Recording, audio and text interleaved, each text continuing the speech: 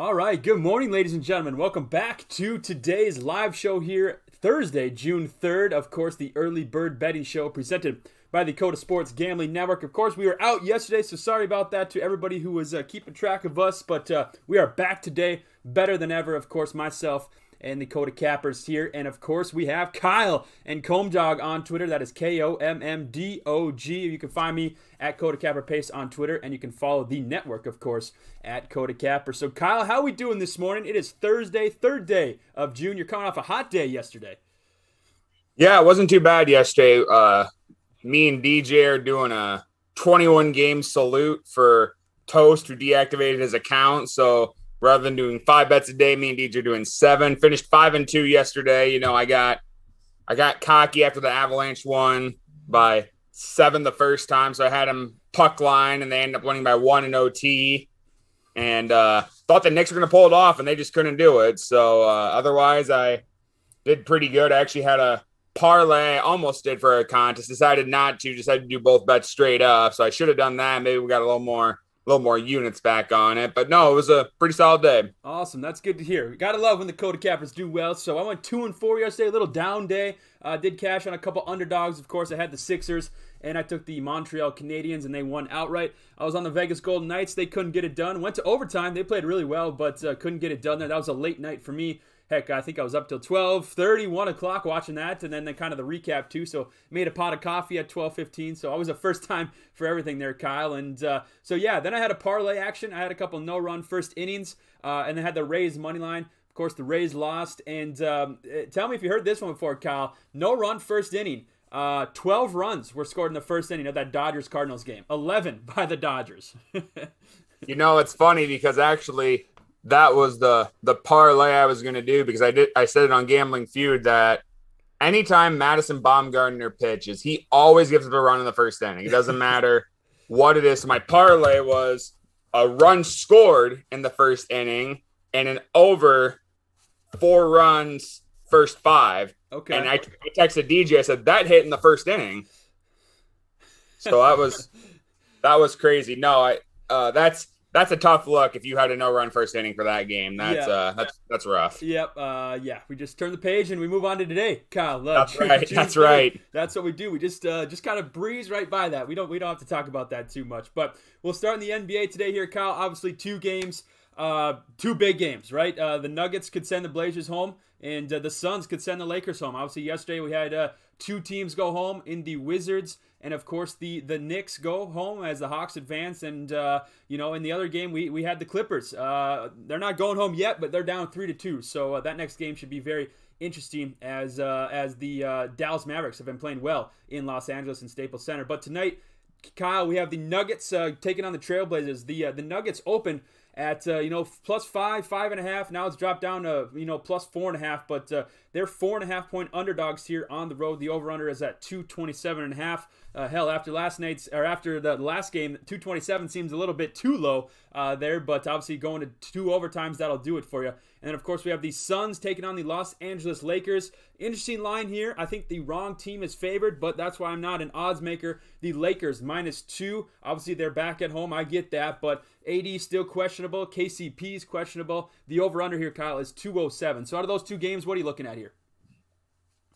I like the Nuggets plus money. You know, that last game, anybody that wasn't named Damian Lillard shot 1 for 20 in those 2 overtimes. So I mean, that team is just too good to be shooting that way. But I just think that Denver finally has them where they want them to be. So I like Denver plus money here. And then I agree with you. I think the Suns should be favored in this game. I'm not sure why, especially with AD and KCP both questionable. So I like the Suns to end the Lakers in the first round here. So I like Suns money line. So I like both the underdogs against the spread. Do you think the Nuggets send the Blazers home, or are they just cover that plus 5, plus 4.5?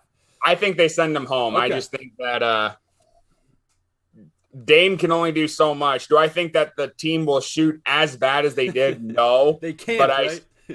But I still think that that they're done. If it does go back to Denver, I just don't know if they can win at Denver. So I like them tonight to send them home. Absolutely. I like those plays there. Again, you can follow Kyle on Twitter at Comdog for all of his plays there, Kommdog. Yeah, I'm kind of right there with Kyle. I've been kind of saying in this Nuggets-Blazers series, it's going to keep going back and forth, but I think the Nuggets now have the Blazers at a spot where the Blazers might not be able to get another one. So the Nuggets are 11-5-1 ATS in the last 17 playoff games as an underdog. They're plus 4.5, plus 5, depending where you get them here tonight. The Blazers just 8-24-1 in their last 33 playoff games as the favorite. So I'm going to roll with the Nuggets here too, Kyle. I got them at plus 5 this morning. So that's good news as the line is kind of dropping now. I might sprinkle a little money line. You never know what can happen. I just think the Trailblazers, Damian Lillard is phenomenal, right? He's a straight shooter. He's a god walking on water in the NBA. I mean, this dude is insane, and he just needs some help. Obviously, they have to shoot better, right? The Blazers will shoot better. I don't think they're going to shoot 1 for 20 or whatever Kyle said there, but I just think 5 points is a little too much for the Nuggets on the road here. The better team, in my opinion. So I'm going to roll with the Nuggets here plus 5. And then the Suns-Lakers game, I don't know. I like LeBron. I'll admit it. I like LeBron. I know a lot of people hate LeBron just for some of his flops and just not just for him being LeBron, right? He's one of the greats, so that's why people hate on him. But I like LeBron, and I hate to see him go home here. I just think that the wrong team's favored here. I think the Suns can get this win, especially with no AD if he doesn't play, and with no KCP. So if the only thing that does worry me here, Kyle, if AD doesn't play, to me, that means the Lakers think that they can win this game and force a Game 7. If he plays, the Lakers are worried about, winning this game and going to a Game 7. So that's the only thing that worries me here, but I like the Suns in this spot too.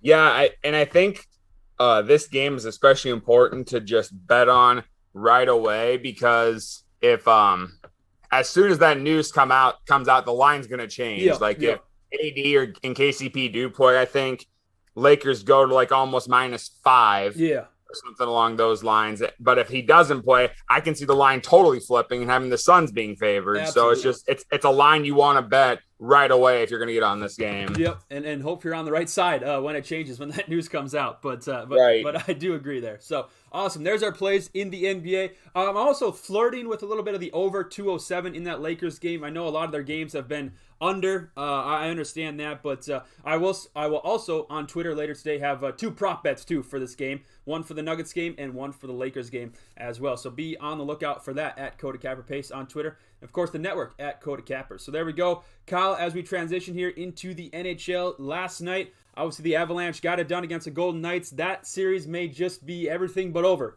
here as the Colorado Avalanche lead 2-0. They head now to Las Vegas. The Canadiens then got it done in the opening round against the Jets 5-3. A lot of goals in that one. 3 goals in the first period for the Canadiens to go up 3-1. But as we look here now today, we have 2 more games on the docket as the Boston Bruins travel to the Coliseum, take on the New York Islanders. This series tied 1-1. The Bruins -140. Over-under open at 5.5 is now dipped all the way down to 5. And then at 7 p.m. you have the Hurricanes and the Lightning. Again, this series may be over as well as the Hurricanes trail 2-0. Tampa Bay -160 on their home ice. The over-under 5.5. So Kyle, out of these 2 games, where are you looking? I like the Islanders tonight. I think they can, they tied the series at 1 in Boston. I think having that home crowd is going to help them especially. So I love them plus money here. So I think that's absolutely a value move. I think the Hurricanes are done. I think that believe. You got to believe. They had 2 opportunities to win at home where they're most successful. They couldn't do it. But my book, I got Tampa Bay -170. That's a lot of juice to take. What I think is a value move here is Tampa Bay -0.5 after the first period. You can get that at plus money. I think they'll score early and score quick. So I like Tampa Bay to lead by 1 goal after the first period. So that'd be my play for that game. All right. I like it. I agree with you there, Kyle, but the Hurricanes aren't dead yet. You got to believe. Here, the Hurricanes, everybody that's following the network or following Mount Lockmore podcasts, I said I was going to watch these NHL playoffs and decide to roll with the team here at the end of the playoffs, and I'm leaning the Hurricanes. I just like their jersey combo, and just kind of like how they play. And so I'm cheering for the Hurricanes. This is my squad here, and I'm rolling with them. I'm rolling with them money line. I did it in game 1. Lost. I did it in game 2. Lost. I'm going to do it in game 3. If it loses, I'm going to triple down, Kyle, on game 4 and see if they can win me some money back there in game 4. But I also like the Islanders here too. At home, they played some solid games. So I think they played solid last game. First game, they didn't play too terribly either. Just got bounced there. So I think there's just good value there with that money line bet. So I might even parlay these two, Kyle. Get a little weird here on Thursday and see what we can get there. Not bad. I like it. Have you been watching at all that Borelli's live stream of that Islanders game is going? Can you imagine just being like a 60, 70-year-old couple and you want to just go to Borelli's to get like a bowl of pasta and you see just all these crazy people watching the Islanders game? I mean, that would just be crazy. I was listening to, I can't remember, one of the Barstool shows, and Frankie said that they had to kick a couple guys out of that second game because, random people would just show up and start yelling just, nonsense on stream. So they actually had to kick a couple people out because it is just random, right? It's anybody off the street looking for a pizza or pasta or whatever. And they're not serving pasta. I heard that. So just straight pizza. But yeah, it's kind of sad. I kind of like the Frankie and his dad combo. Now it's got to go to Boston, and they're watching it in Boston. So Frankie's dad can't make it. So that's going to be unfortunate. But just the electric stream. So one day, Kyle, hopefully we'll have something like that. Yes, absolutely. It's unfortunate with us cappers, especially with like me and DJ being in Iowa, Soup being in Minnesota, yep. you and Puma being in North Dakota, B-Rest being in South Dakota. We're all just in different places. There really isn't no happy medium with all of us to do a stream. But hopefully someday when we're all free, we can make that happen and just do like a day-long stream of us watching games and just absolutely to the wind. That's the goal, ladies and gentlemen, for our audience. That's kind of what we're going for. And like I said, we're doing well. We've grown these first couple months now, and we're just going to continue to build block after block, like they say, and go from there. So that's good. All right, Kyle, anything else you have in the NHL before we go? I think there's 12 MLB games here today. No, I was with you, Pace, last night, and I stayed up and watched that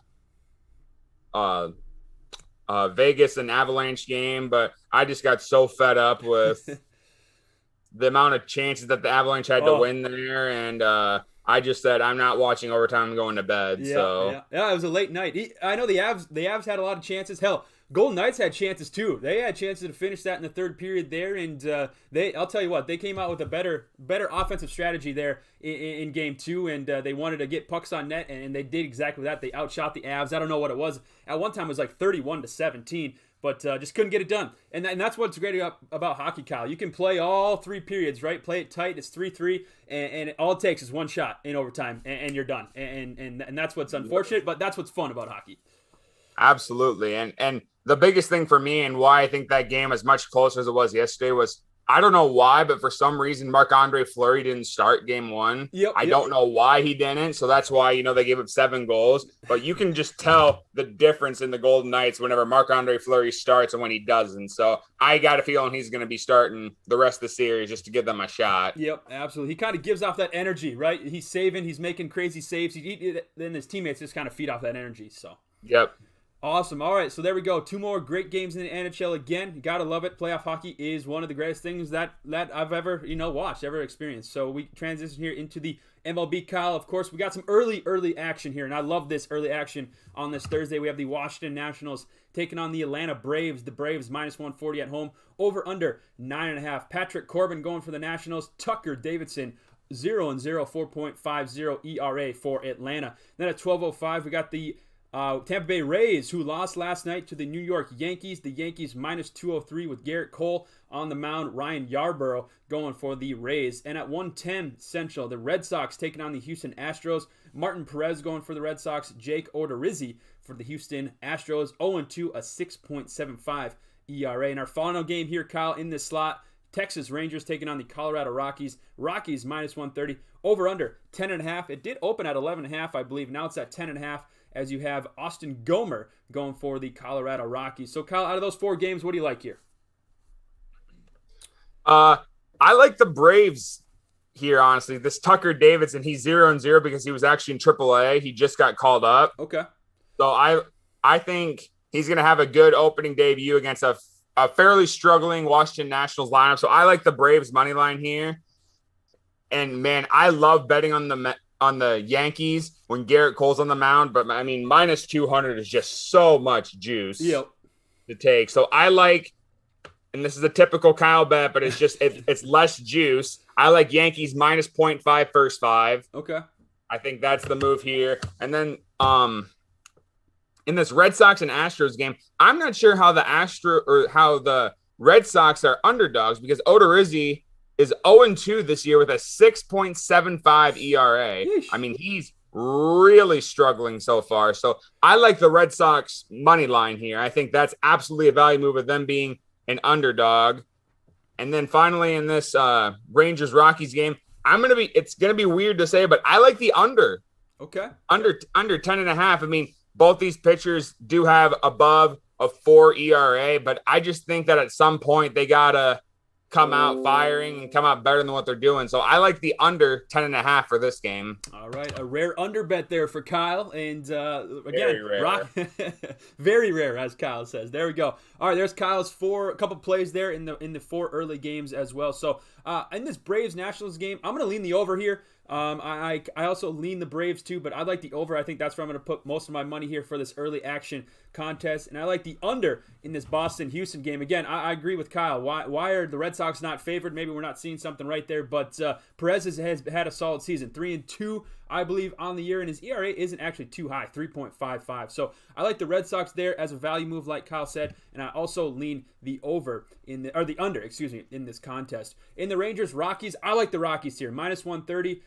It jumped up. It was at minus 120, and I didn't get it right this morning, but I like them minus 130. I think I can get the win here at home. So those are my 1, 2, 3, 4-ish plays here in the 4 early games here, Kyle, for today, June 3rd, Thursday. Gotta love it. All right, so then we have 4 other games here, Kyle, starting in the evening at 6:40 p.m. You have the Arizona Diamondbacks taking on the Milwaukee Brewers. The Brewers minus 160. Brett Anderson on the mound for the Brewers. And you have John Duplanter for the Arizona Diamondbacks, 0-0, 7.71 ERA. You also have the Tigers taking on the Chicago White Sox. A lot of juice here with the White Sox minus 203. Casey Mize going for Detroit, 3-3 on the year. But Lance Lynn, Kyle, Chicago White Sox guy, 6-1, a 1.37 ERA. Gotta love that. Then you have the Twins against the Royals. J.A. Happ going for the Twins against Chris Bubik for the Kansas City Royals.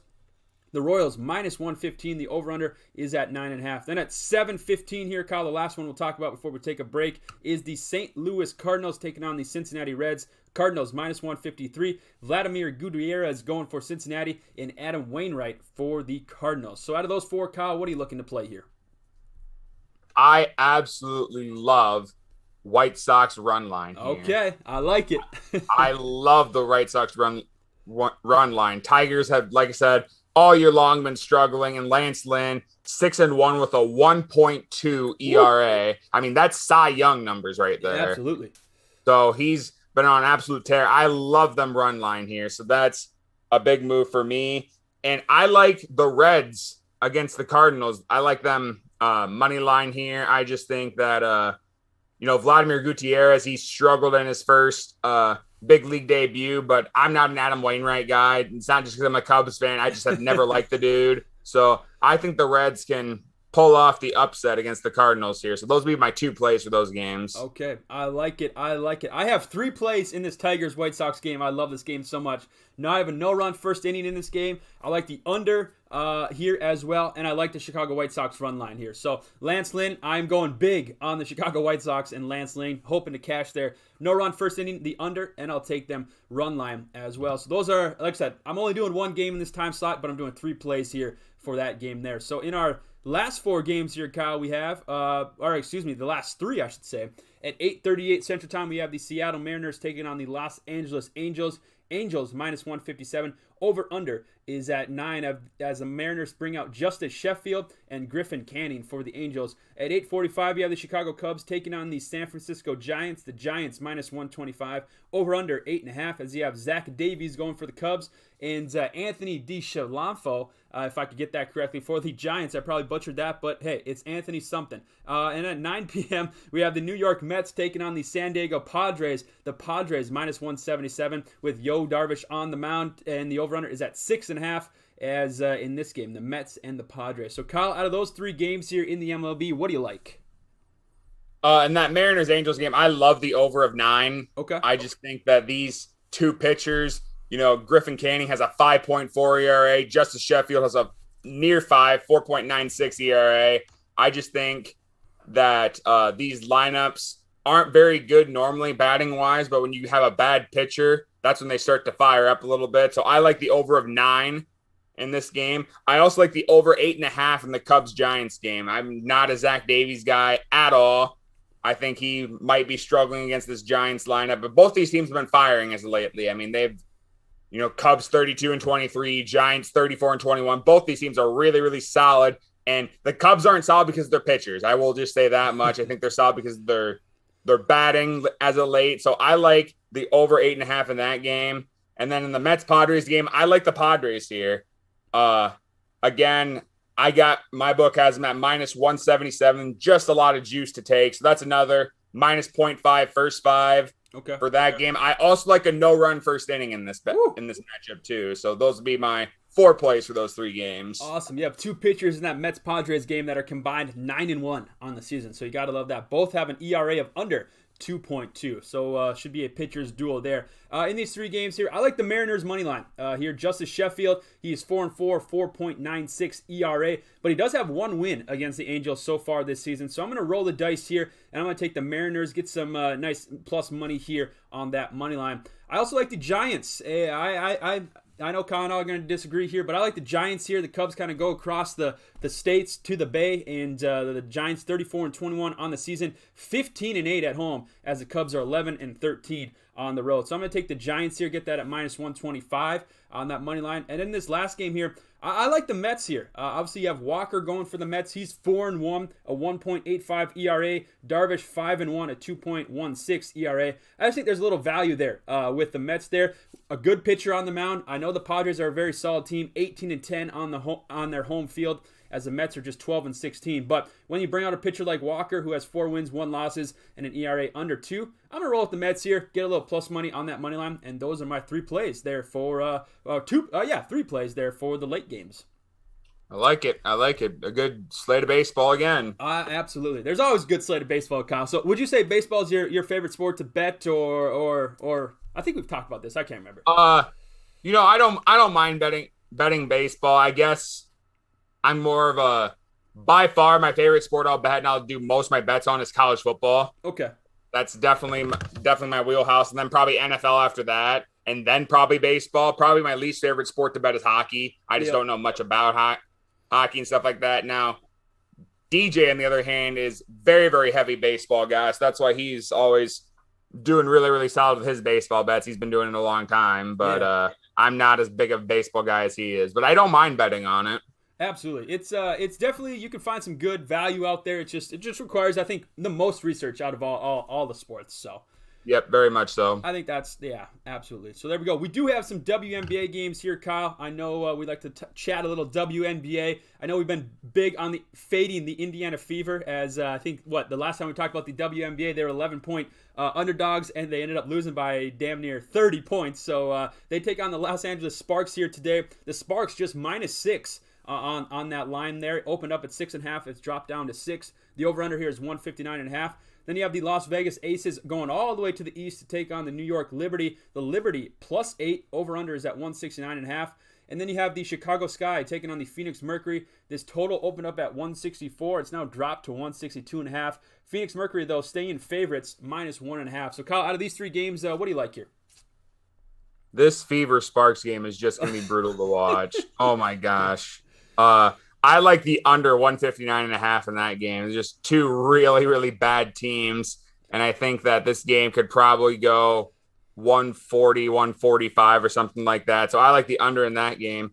And it is an absolute crime that this Aces and Liberty game is not on national television. Oh, absolutely. You got Aha Wilson going up against Sabrina Ionescu. I mean, that's good WNBA right there. But I like the Liberty in that game. I think that Ionescu and company pulled off. They've been having a really, really solid season so far.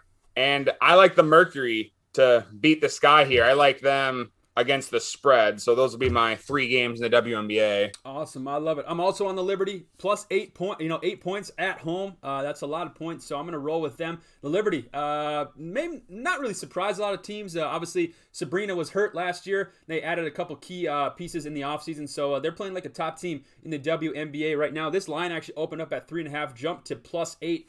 For the New York Liberty. But again, I'm going to hammer that, and I'll take them. I also like the Phoenix Mercury, too. The Sky have been up and down. I thought they were going to be a little better with Candace Parker. Obviously, Kia Nurse hits a game winner a couple nights ago to get a win over the Connecticut Sun. But I don't know. This Mercury team, anytime you have Brittany Griner, obviously Diana Taurasi, I like that squad. So if I can get them at minus 1.5, I'll take that at home nonetheless, too. And in this Fever Sparks game, I'm going to roll with the Sparks. Minus 6. No Candace Parker, Derek Fisher, obviously. But the Fever are just terrible, man. They're so bad that I'm going to take the Sparks here at home. Hopefully they play well for the first time at home in a hot minute. They've only played 5 games this season compared to the Fever's, 9 games. So we haven't seen a lot of basketball out of trivia.